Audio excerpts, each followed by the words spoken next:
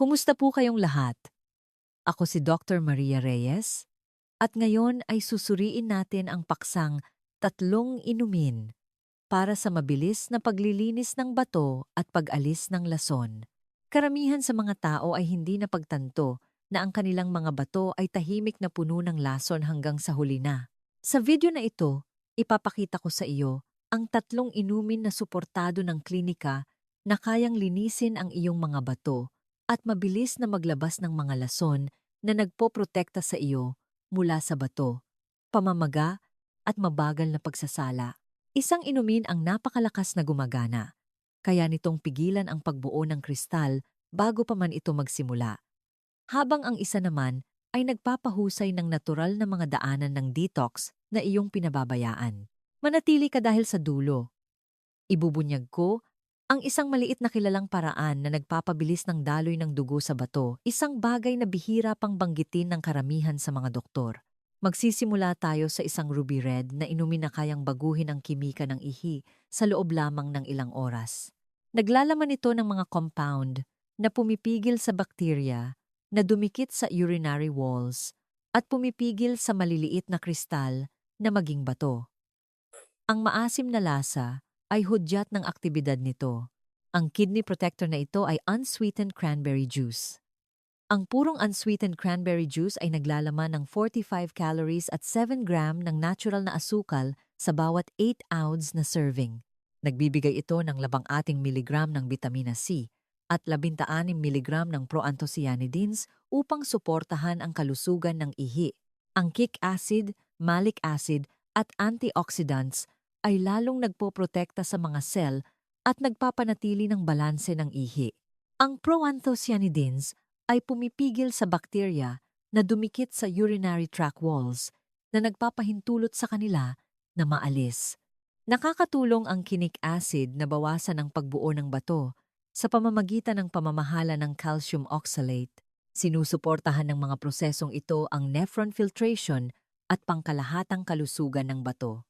Ang pang-araw-araw na pag-inom ng wato hanggang 1/6 ounces ay inirerekomenda, bagamat ang mga may problema sa blood sugar ay dapat manatili sa mas mababang limitasyon. Ang mga taong umiinom ng blood thinners ay dapat mag-ingat. Ang pagkalat ng mga dosis sa buong araw ay nagpapabuti ng panunaw at pagiging epektibo. Pumili ng 100% purong cranberry juice na walang dagdag na asukal sa halip na cranberry cocktails. Maghanap ng malalim na kulay ruby red na nagpapahiwatig ng mataas na antas ng antioxidant. Iwasan ang mga produkto na naglalaman ng high fructose corn syrup o artificial sweeteners. Ang pag-inom ng juice sa umaga nang walang laman ang tiyan o sa gabi ay sumusuporta sa filtration.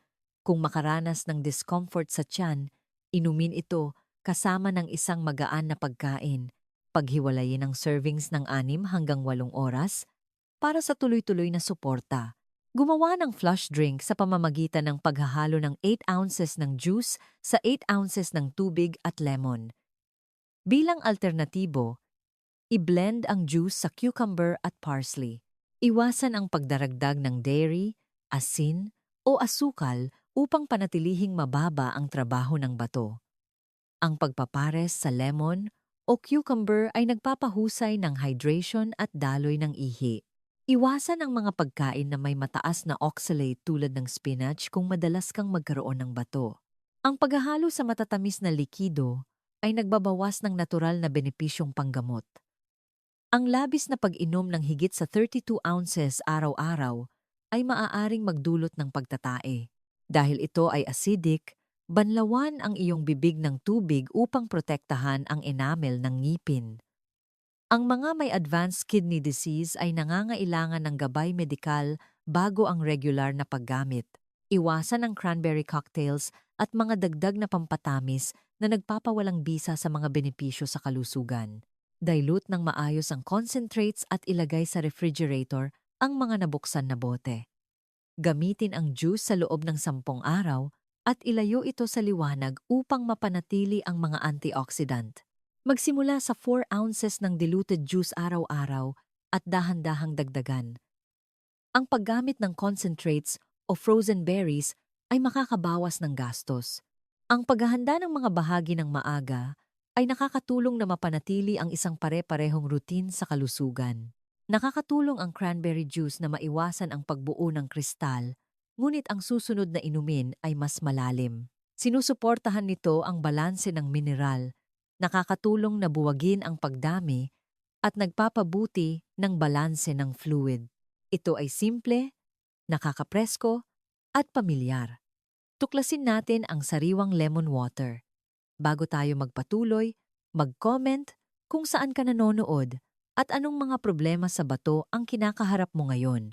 Kung sinusubukan mong linisin ang iyong mga bato at ligtas na alisin ang mga lason, mag-subscribe sa Kalusugan Lahat at i-on ang mga notification. Kung nakakatulong ito sa iyo, mag-type ng isa sa mga komento o 0 kung hindi. Ang sariwang lemon water ay nagbibigay ng citric acid na nagiging citrate sa panahon ng panunaw. Ang citrate ay kumakabit sa urinary calcium upang maiwasan ang pagbuo ng kristal, ang pangunahing hakbang sa pagbuo ng bato sa bato. Sa pamamagitan ng pagpapanatiling dissolved ang calcium, mas madali itong lumabas sa katawan na binabawasan ang trabaho sa atay at bato. Isang katamtamang lemon ang nagbibigay ng 18.6 milligrams ng vitamina C, 1.44 gramo ng citric acid at 49 milligrams ng potassium. Naglalaman lamang ito ng 11 calories at 1 gram ng natural na asukal. Ang mga plant flavonoids tulad ng hesperidin ay nagpapababa ng oxidative stress habang ang alkaline ash na natitira pagkatapos ng metabolismo ay nagbabalanse sa kimika ng ihi. Karamihan sa mga tao ay nakikinabang sa katas ng 1 hanggang 2 lemon na inihalo sa 16 hanggang 32 ounces ng tubig araw-araw. Huwag lumampas sa 4 na lemon kada araw dahil ang labis na acidity ay maaaring makasira sa enamel ng ngipin o makairita sa tiyan. Ang mga may acid reflux o restriksyon sa potassium ay dapat kumain ng mas maliliit na split doses. Pumili ng sariwa, mabigat, at maliwanag na dilaw na lemon sa halip na bottled juice upang matiyak ang mas mataas na enzyme at citric acid content. Iwasan ang mga bottled version na naglalaman ng preservatives tulad ng sodium benzoate o mga idinagdag na asukal.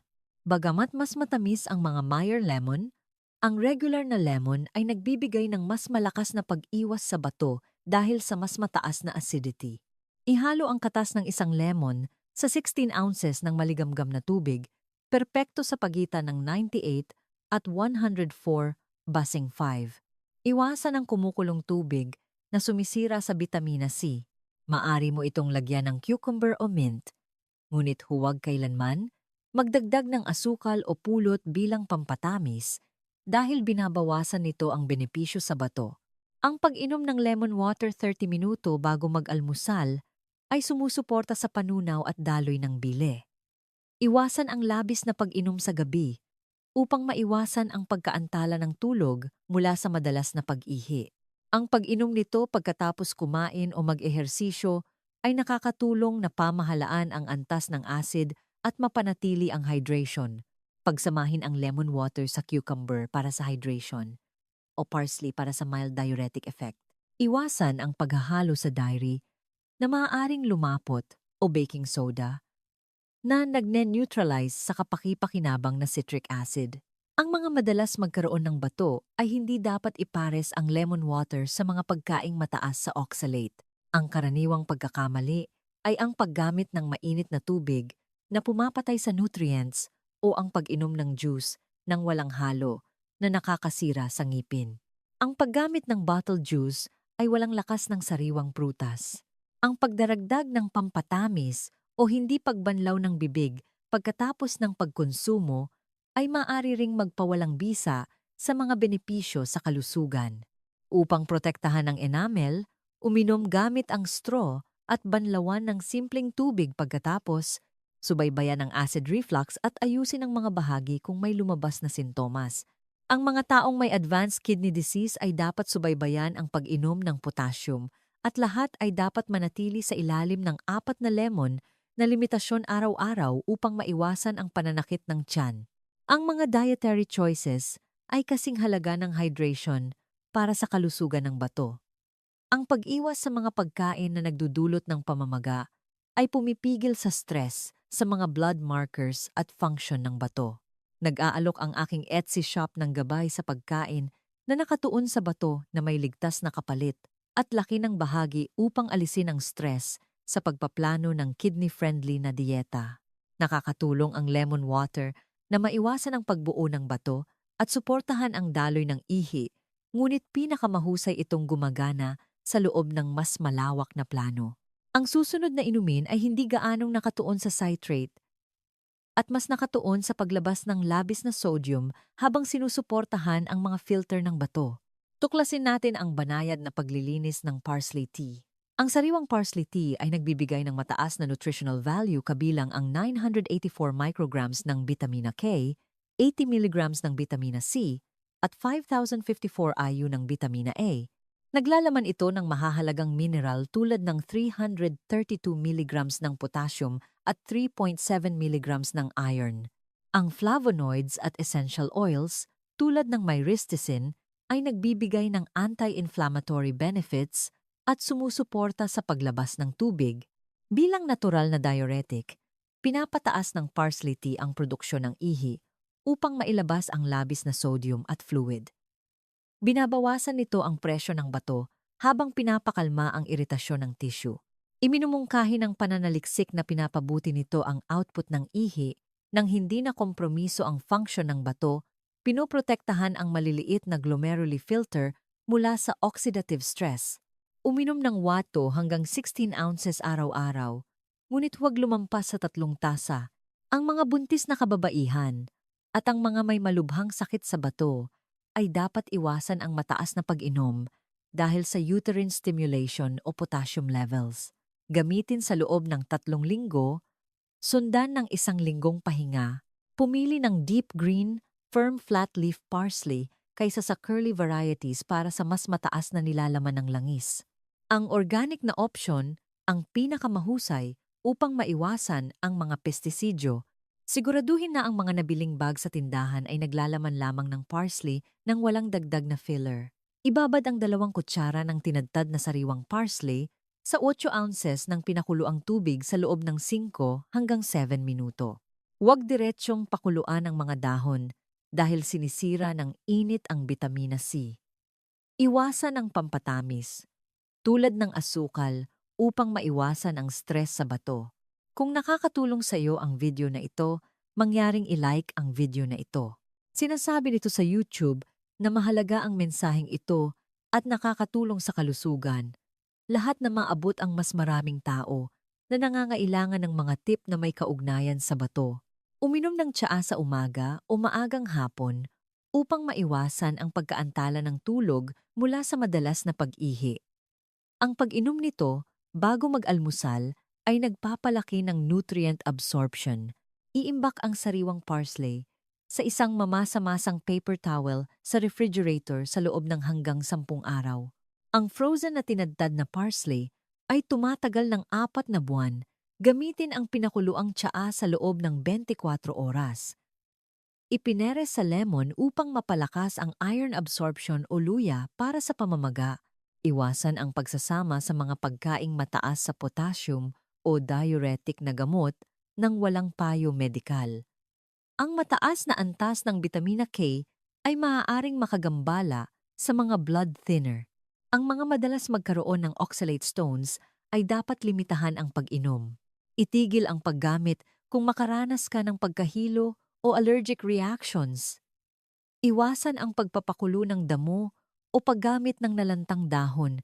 Ang paggamit lamang ng mga tangkay ay nagbabawas ng potency dahil ang mga dahon ay naglalaman ng mas maraming essential oils. Magsimula sa kalahating tasa at dahan-dahang dagdagan. Ang pagtatanim ng sariling parsley ay nagsisiguro ng sariwang at budget-friendly na supply. Ang mga kidney detox drinks na ito ay sumusuporta sa paglilinis ng bato mula sa loob at nakakatulong na mailabas ang mga lason ng natural. Mayroon ding panlabas na paraan na nagpapabuti ng daloy ng dugo at bilis ng pagsasala. Gumagamit ito ng mga pagbabago sa temperatura upang suportahan ang sirkulasyon. Ang paraang ito ay tumatagal lamang ng ilang minuto. Magpatuloy tayo at tuklasin ang contrast kidney compresses. Ang contrast kidney compresses ay gumagamit ng alternating temperatures sa ibabang likod upang pasiglahin ang sirkulasyon ng bato. Ang init ay nagpapalawak ng mga daluyan ng dugo upang maghatid ng nutrients habang ang lamig ay nagpapaliit sa kanila upang ilayo ang dumi. Ang hydrotherapy technique na ito ay lumilikha ng isang banayad na pumping effect na maaaring mapabuti ang filtration at function ng bato. Maghanda ng isang mainit na tuwalya at isang malamig na tuwalya. Ilagay ang mainit na tuwalya sa ibabang likod sa loob ng 3 minuto, pagkatapos ay ang malamig na tuwalya sa loob ng 60 segundo. Ulitin ito ng 3 beses, laging tapusin sa malamig na tuwalya pagkatapos ay tuyuin ang lugar. Kung sinusubukan mong protektahan ang iyong mga bato at iwasan ang pang-araw-araw na pagkalito, ito mismo ang dahilan kung bakit gumawa ako ng kumpletong gabay sa pagkain para sa suporta ng bato. Kasama sa PDF na ito ang mga checklist at kidney-friendly na pagpipilian upang pasimplehin ang iyong routine. Bisitahin ang aking Etsy shop sa pamamagitan ng link sa description para sa gabay na ito. Sa tamang gabay, ang paraang ito ay mas madaling gamitin ng may kumpiyansa. Ang gabi ay ang perpektong oras para sa compresses upang suportahan ang pagpapahinga at overnight filtration. Huwag gamitin ang paraang ito sa panahon ng aktibong impeksyon, matinding sakit, o hindi kontroladong presyon ng dugo. Ang tuloy-tuloy na paggamit ng 2 hanggang 3 beses bawat linggo ay ligtas na sumusuporta sa kalusugan ng ihi. Ngayon, pagsama-samahin natin ang lahat. Bilang mabilis na pagbabalik-tanaw, ang cranberry juice ay nakakatulong na limitahan ang pagbuo ng kristal at sumusuporta sa daloy ng ihi kapag ginagamit sa katamtamang dami araw-araw. Nagbibigay ang lemon water ng citrate para sa balanse ng mineral at banayad na detox kapag inihalo. Pinapataas ng parsley tea ang daloy ng ihi at nakakatulong na maglabas ng labis na sodium kapag ininom ng mas maaga sa araw. Pinapabuti ng contrast kidney compresses ang daloy ng dugo at filtration sa pamamagitan ng pagbabago ng temperatura. Magkasama. Ang mga hakbang na ito ay nagtataguyod ng mas malusog na bato at mas mahusay na pag-alis ng dumi ng natural. Kung nakatulong sa iyo ang video na ito na maging mas kumpiyansa tungkol sa pagsuporta sa iyong mga bato, mangyaring mag-subscribe sa Kalusugan Lahat. Maraming salamat sa panunood. Alagaan natin ang ating mga bato at manatiling malusog